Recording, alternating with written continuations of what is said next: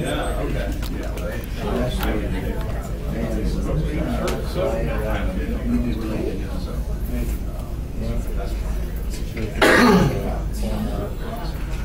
Maybe that other outfit doesn't know the situation. Right. Hasn't been on until 10:15 tonight, so we'll see if this. Hopefully, don't run right now. We'll see if we can. It's really good.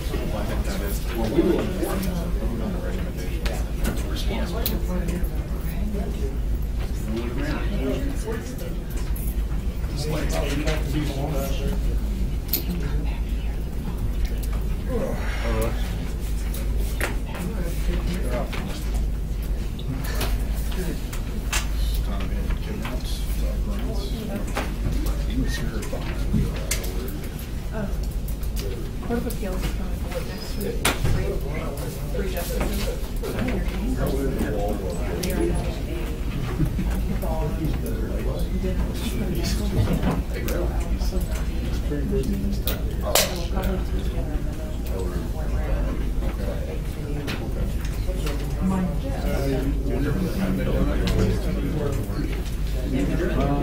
I don't recall ever. They were supposed to be 40th jury trial. So the case is from our district. You and Rick get together on a shirt. For 2 days. So. They're just that good. Yeah. I think we're 16.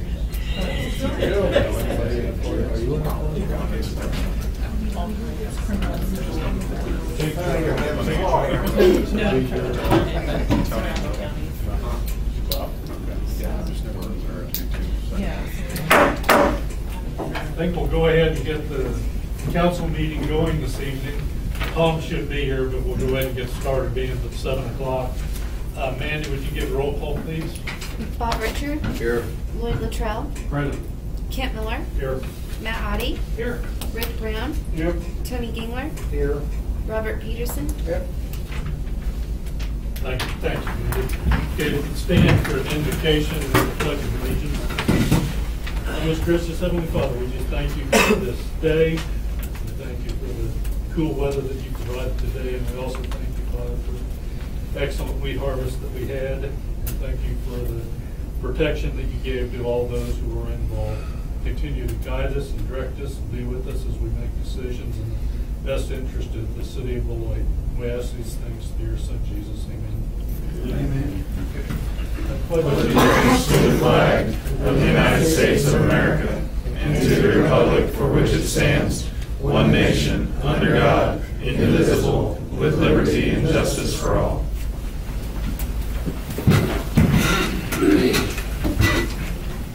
Lloyd, do you have anything you want to bring up? I do not. Okay. Matt? I Rick? about this time. I'm just checking for today's weather. Oh. Nothing. Leave just in time.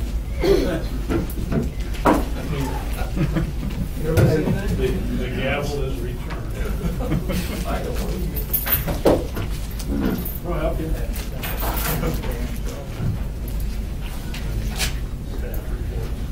Well, I'm only one bit of about my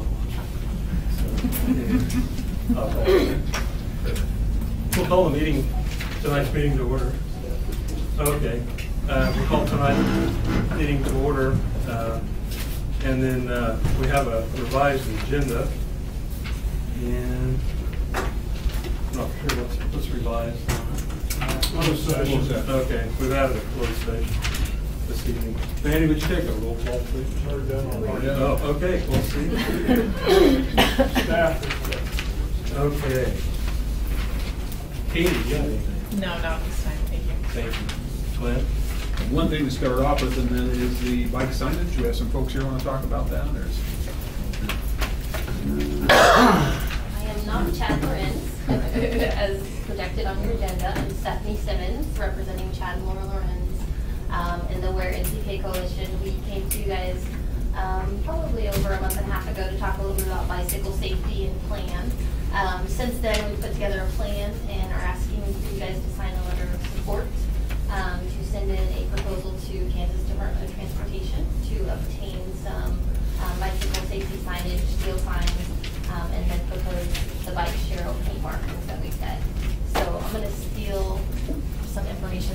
Glenn and hand it out to you.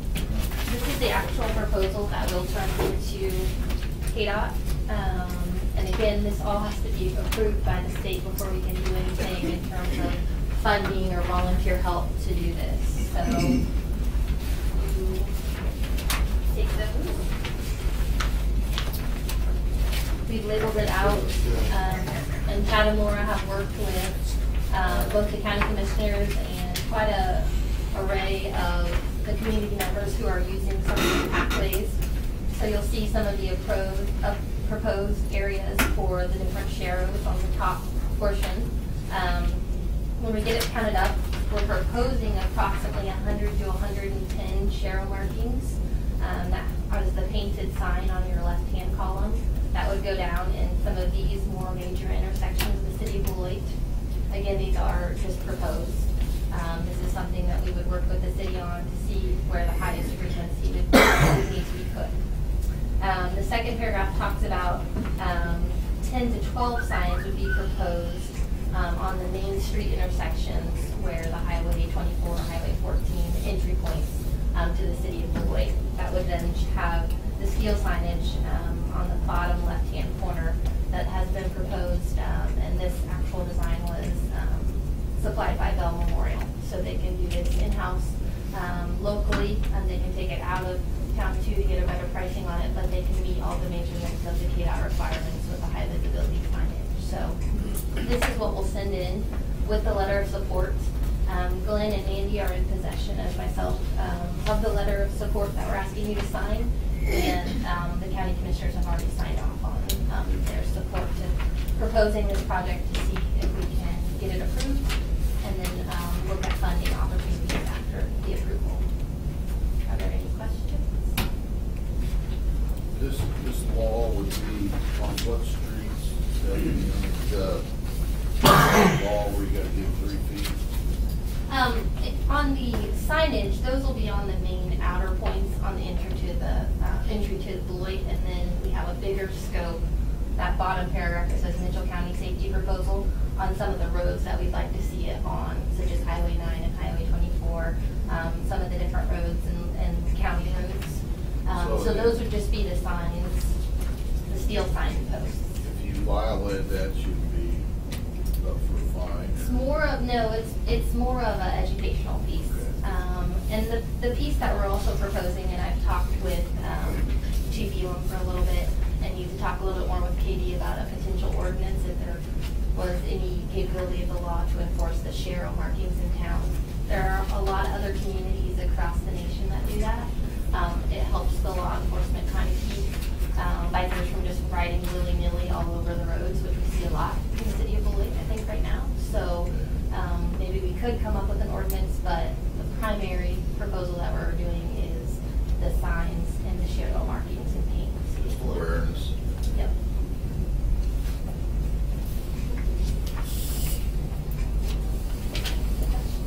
Any other questions? It's good. So, with your guys' signature, we will go ahead and send that letter and the commissioner's letter with this proposal to KDOT and see what we get back, and review feedback. So, thank you.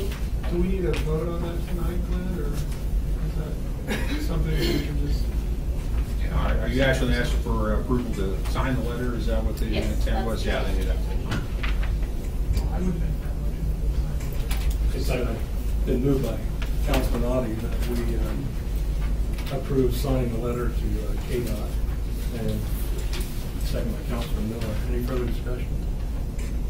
No further discussion. Those in favor say aye. Aye. Opposed, same. Motion carries. So we'll get it signed. Thank you for your guys' Thank support. you. Do you have another part of that? I do.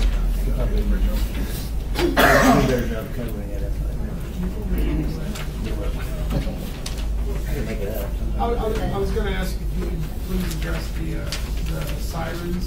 There's a letter in the editor paper and Right. put some stuff in the packet, maybe for everybody to talk about that. Right, and we always test the sirens. That's actually done by city resolution. That goes back to 80s or 90s. We do that on a one day at 10 o'clock, I believe. The ones that you heard recently were for repair. When we tested them, a couple of them actually did not do what they were supposed to, so we had our electric department out there. That's why you heard them go on and off throughout that day. It was just because we were testing to see if they would work because they failed that original test. So yeah, we did get a letter on that. I think it stated in her letter that she'd like to have it go back like it used to. Right, a lot of towns have done that. They used to do 3-4 times a day. They would blow off the. My initial response to that is they're there for purposes of alerting you to weather. So, well, way back when they did run the sirens, they run them at 7 o'clock in the morning, 1 o'clock, 12 o'clock, 6 o'clock, 9 o'clock. And then if there's a fire or a tornado, instead of just a long blast, it was further up and right, it's kind down. of a warble type. More than they understand that was a warning sign. Right, and everybody has to understand that. See, that would be, I think, the problem with that, is that every town would have to understand what that is. So, I'm under the impression that at some point we signed over responsibility to the emergency management director. Isn't that who's running the siren? you know, they actually, I mean, they have it up there, of course, at the dispatch center. I mean, no one's asking for control of it, so it's up at that part. But it's done by city resolution, and I don't know when they stopped doing it. A lot of towns used to do that, you know, they used to do that on those hours or whatever. But a lot of towns don't do that anymore. So we just have right now for warning purposes. That's the only reason why it's doing it. And only on that day, it was just because of the fact that it didn't, a couple of them did not work as intended, but they are fixing it. So I guess that brought up going back to the previous way of doing this.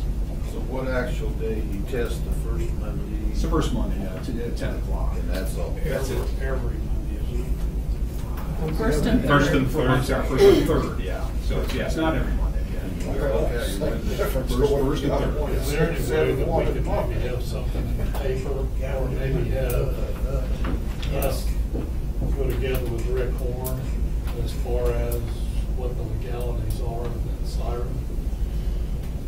I gotta explain, yeah, why You know, we do why it. we do it when we do it? Yeah. 7 o'clock on the weekend. And if there is going to be a change, I don't know how you notify people as far as we're going to be, testing them at a certain time, or like in that case that happened that she was talking about. Is there any way of notifying people?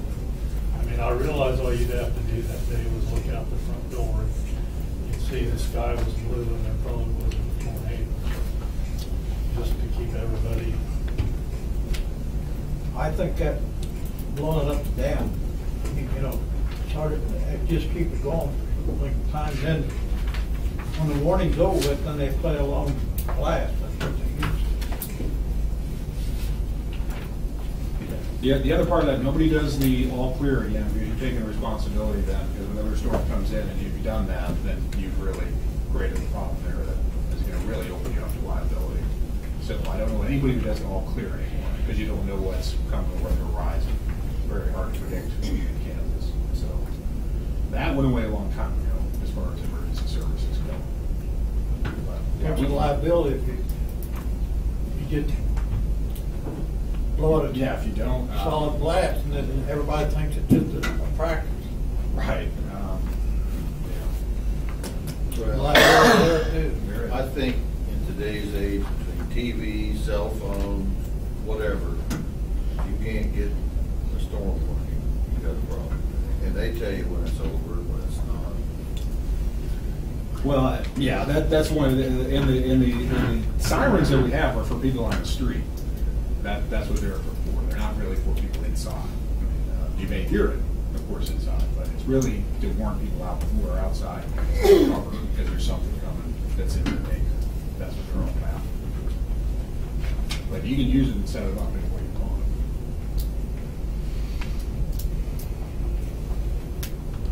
Any other questions for Lynn? So that's What kind of, there was also a part in there about mosquito spraying. What sort of financial hardship would that be on the city to do something like that? Yeah, I guess we've done that in the past, and it came up because we had a lot of rain the past couple of months, so that's kind of backed off a little bit. I don't know, West Nile disease was mentioned, I don't know of any cases in Kansas here in the Yeah, past couple of Lincoln years. County, West Nile and Lincoln Did County. they have, okay, So all right. it's just very awesome. Yeah, the spray tends to, if you do it, it tends to be concentrated streets, alleys, and it's probably not gonna get to a lot of places where you can be harboring mosquitoes, like little tires that people would have in their backyard. So, the question becomes, is that effective? How much does it cost? We'd have to rent a machine to do that. And then the liability of spraying, because you already planted a certain amount of poisonous, whatever is in there, on the people's property. So, you know, are they gonna say you kill plants, animals, or whatever because of that? I don't know. But I don't know too many towns that do spray anymore, because the effectiveness of this is really questioned. Rice County, Young Lions, I know they did it last year. And that was the last year they were gonna do it, because after they got done, it wasn't effective at It's hard to judge whether it's effective or not. So, how do you really know? So, anyway. Thanks for addressing. Yeah, that's good. Glenn, do you have anything? I will, I'll save it for the work session. Okay, thank you. Okay, we'll now have our public hearing on the conflict of interest for the Boyd Housing Rehabilitation Grant for Skeester and Lois Center.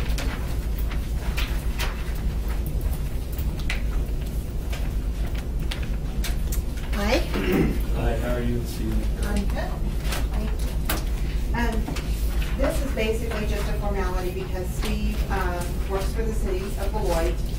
The policy is that no one that is an employee or elected or appointed official is able to be a recipient without going through this process.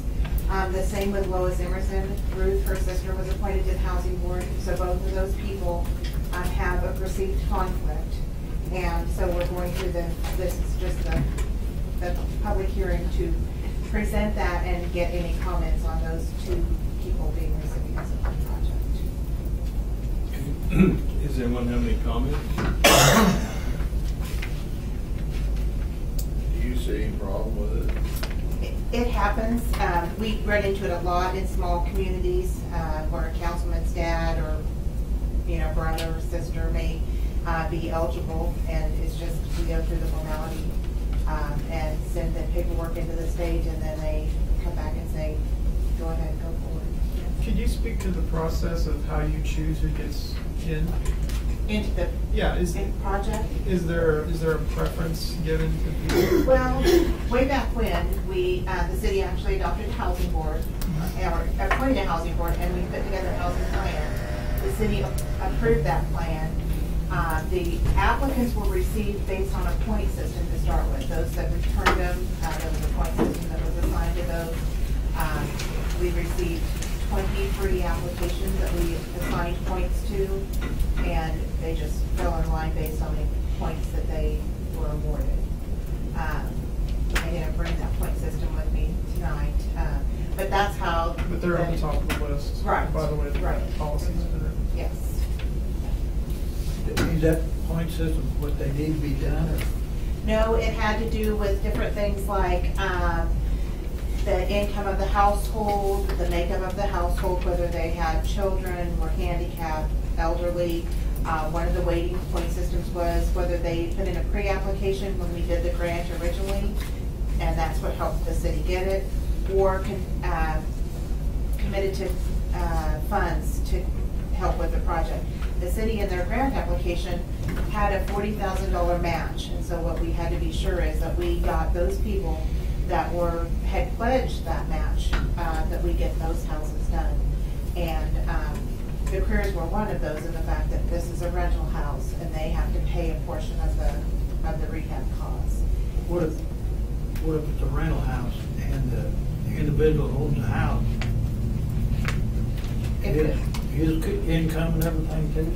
The income is based on the person living in the household.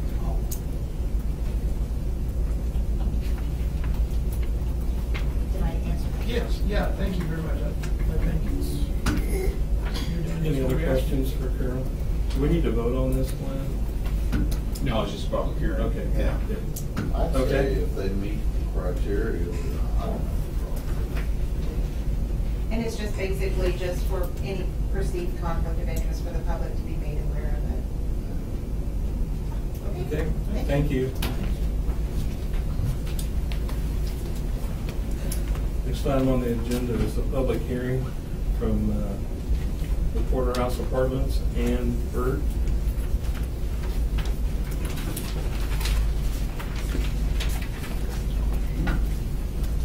Good evening, I'm Ann Burge. I'm the Chief Operating Officer for Midwest Housing Equity Group. I come before you this evening to, I did bring enough copies of this. I'll read you my letter and then I'll pass it out to those who only have 7, sorry. But we are, Midwest Housing Assistance Corporation is the new owner of Porterhouse Apartments.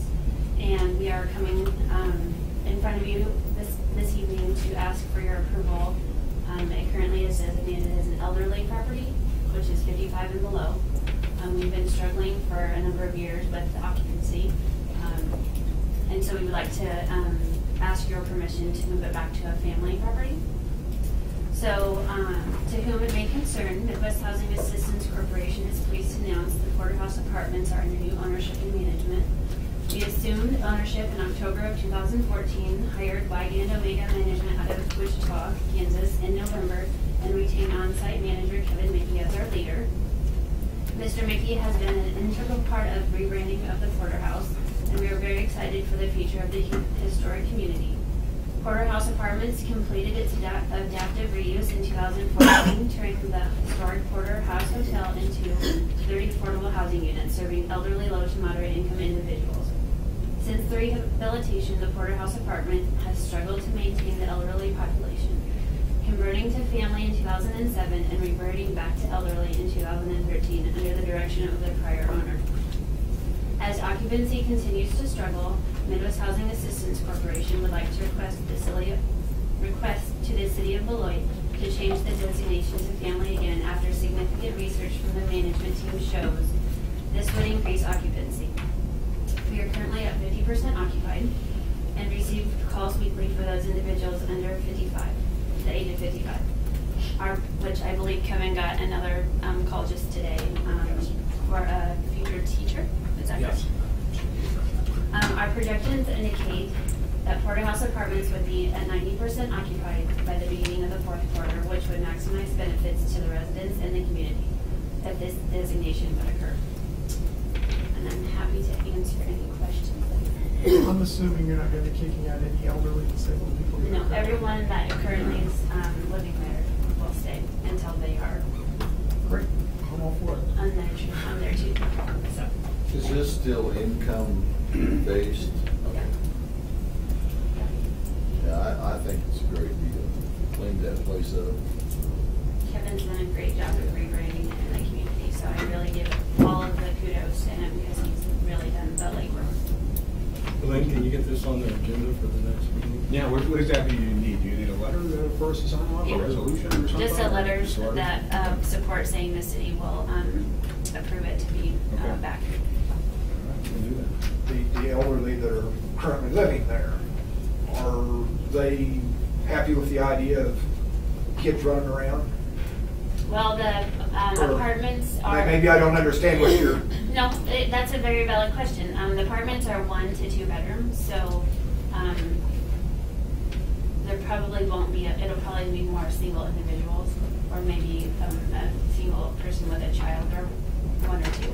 But it's under my understanding that the tenants are okay with this. I mean, where it's been designated as an elderly and whatnot, and then some may not. Valid question. I'm just... Okay. One that we asked you. Thank you, Ann. Okay. Appreciate Oh, it. do you have You have another another question? Well, for Glenda or Katie, maybe we ought to see if we can figure out how that was designated in the past, if it was by resolution or. I just have letters. I have that the city attorney has looked at it and reviewed it and just provided.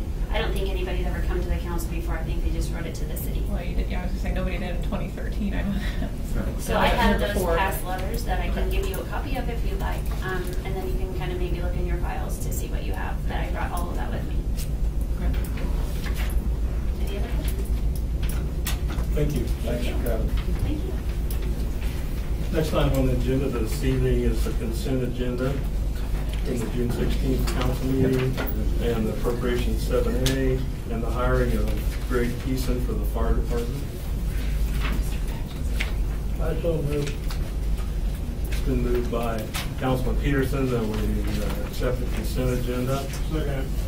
And, is there any further discussion? Excuse me. Second by Councilman Brown. Any further discussion? No further discussion. Nancy, could you take a roll call vote, please? Richard, Yes. Brown, Yep. Luttrell, Yes. Miller, Yes. Audi, Yes. Peterson, Yep. Gingler, Yes. Thank you. Next item is ordinances, 2165 municipal court costs. We're looking at an increase in those fees. We talked about it the last work session.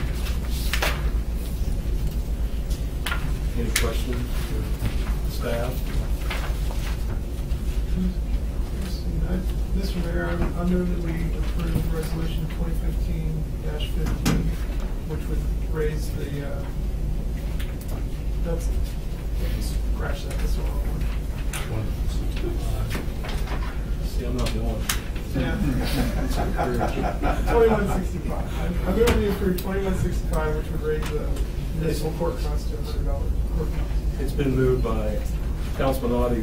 We approve the ordinance of raising the ordinance 2165, raising the municipal court cost $100. That was seconded by Councilman Luttrell. Any further comment? Mandy, would you take a roll call vote, please? Luttrell, Yes. Richard, Yes. Gingler, Yes. Peterson, Yes. Audi, Yes. Brown, Yep. Miller, Yes. Motion passes. Next item is a resolution 2015-15, the 10th Street improvement petition. Any questions? I'd like, I'm not against the street or the curb gutter or anything like that. I really think it ought to be done. But I really think to protect the city on this particular project, that it ought to go down, there's no time limit when this job is finished or starts. I agree. Make the That is a motion. motion. It's been moved that we pass ordinance 2015-15, the street petition with no time limit on the city completing the street. Or starting. Or start or complete. Who's the second? I will. Second by Councilman Brown. Lloyd, you have a question? No, I'm just wondering what got pushed down this line on things we had planned to do. No, it won't jump over anything. We're going to Cherry Street next in the parking lot, whatever, so this will fall after that. We won't kick anything out. The current road maintenance Current road maintenance, all. Yeah, will go on as scheduled, I mean, not. Yeah, we aren't gonna, I mean, this is just coming in now, so. Well, Yeah, we don't wanna knock anything out. No. I would just like to hear from Mr. Clark if he has any reservations or any concerns about this for the vote. Not the way you passed it, I'm fine.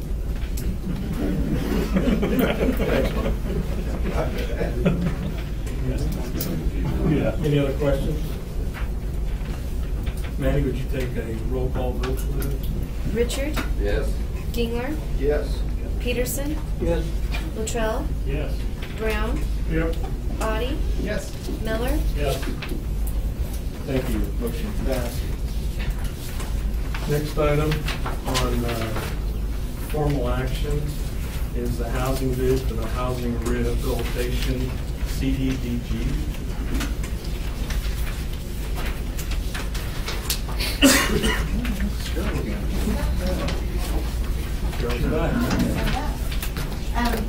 You should have gotten a copy of the proposed or recommendations from the housing board as far as the proposals for the first 6 homes that we bid out. I can answer any questions on those that you might have. Basically, the housing board went through, reviewed the bids, and is making the recommendation as presented. We do have a couple of things that we'll need to, I might just note, the first two, those are duplex, and we awarded those to the same contractor on the low bid, just so we have the same contractor working on that property. We don't have multiple contractors there. Also, we're asking to waive the bid irregularity for the misaddition on the M&R bid on the Reynolds house. And we need state sole source approval for the Williams house because we only received one bid on that